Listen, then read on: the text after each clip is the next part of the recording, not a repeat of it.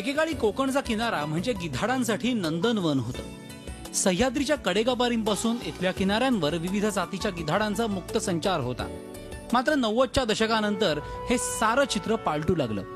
कोकण किनारपट्टीवरील गिधाडांची संख्या मोठ्या प्रमाणात कमी होत गेली। ही संख्या नेमकी का कमी होतीये याचा शोध घेतल्यानंतर एक धक्कादायक प्रकार समोर आला। सरकारनं डायक्लोफेनॅक या बंदी घातलेल्या औषधांमुळे गिधाडांची संख्या कमी होत गेली।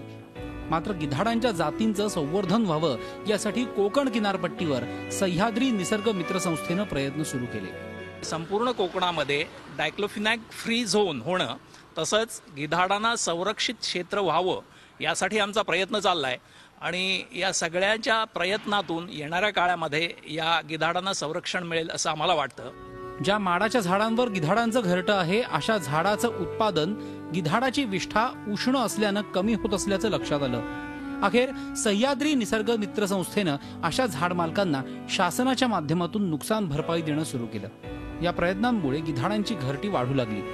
घरटी गिधाडांची आहेत 9 आणि ती 900 वयासाठी ती हे आहेत म्हणून आम्ही ती काही झाडावरचं काढीतच नाही। त्या संवर्धनात्मक आणि जनजागृतीपर कार्यक्रम घेतल्यामुळे आपण गिधाडांच्या संख्येमध्ये प्रचंड मोठ्या प्रमाणात वाढ झालेली आणि घरट्यांची संख्या जी आहे स्थायी प्रमाणात घरटी बांधण्याची जी संख्या आहे तर ती वाढलेली दिसून येते। कोकण किनाऱ्यांवर गिधाडांचं गतवैभव पुन्हा मिळवण्यात सह्याद्री निसर्ग मित्र मंडळाचा वाटा फार मोठा आहे।